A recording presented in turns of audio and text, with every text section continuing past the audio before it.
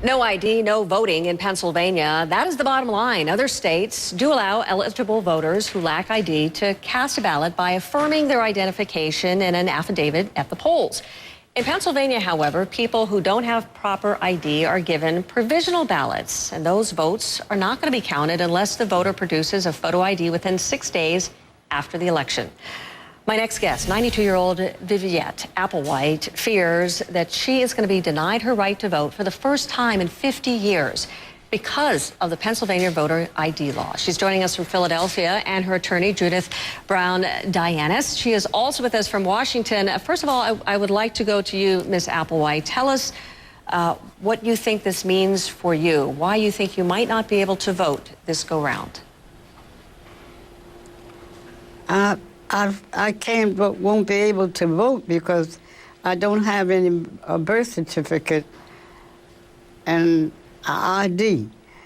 And that's because someone stole my pocketbook from me years ago, and I have been trying to get it back ever since, and I've never been able to get my ID back.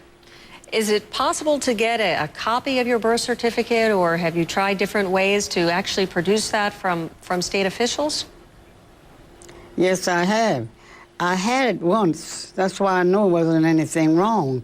But I had it once. When they stole my pocketbook, it left me. That's when I got rid of it, because they took my Social Security card, and they took I had a Virginia state ID card, and they took that. I know that. And I never had one. I never had one for Pennsylvania, but the Virginia ID was fine. They accepted that everywhere. But when they took that, then that left me with nothing. So when I went to try to get it, at first it was $5, they said. So I sent 3 or 4 times with the $5. I never received my money back, and plus they never called me and told me why that I wasn't getting the birth certificate at that particular time. Then I went back, it went up to $10, and I sent the $10 3 or 4 times, and I still didn't get no birth certificate, so I just gave up.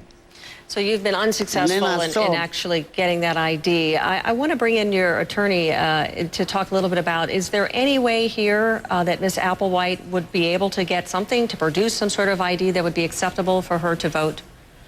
Well, this is the problem, is that Pennsylvania just passed one of the most restrictive voter ID laws in the country.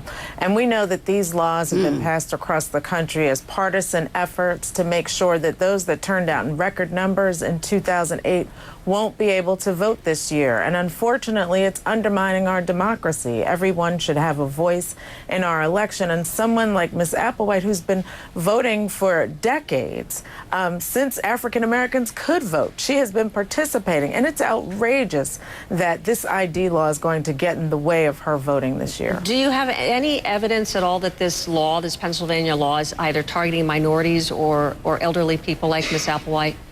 Well, we know that across the country, when you look at the numbers of people, there are 21 million Americans that don't have state-issued photo identification. 25% of African Americans do not have ID. So it disproportionately hits African Americans and elderly folks, many of whom, especially black elderly folks, who weren't born in hospitals and therefore don't have birth certificates. And they weren't born in hospitals because of segregation. And so we know that those folks will be hit hard by these laws.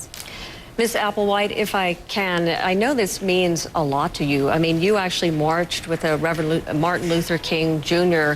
What would it mean if you actually couldn't vote this go-round? I just think it's ridiculous that I can't vote, but I would like to have my ID, and this is why I got into this thing what it is that I'm in right now, because it was on at where I live at. The sign was up that they would get my ID for me. So I went to it, and when I went to get the ID, I filled out the application, and then the 2 parties came to my apartment, and they talked to me, and they asked me about it, and then I signed the paper to come into this program to try to see if I could really get it, because I do really want to vote, because it takes my legal rights away from me. And I don't see why I should not be able to vote because I don't have a piece of paper with something on it, or state ID, or ever what they call it. Well, Ms. Applewhite, Ms. Deannis, we certainly hope that you will be able to vote, that this will be sorted out. We appreciate your time here. We want to mention that Governor Thomas Corbett signed the voter ID bill into law. Other supporters have defended it. They say that it's going to protect the integrity of the voting process.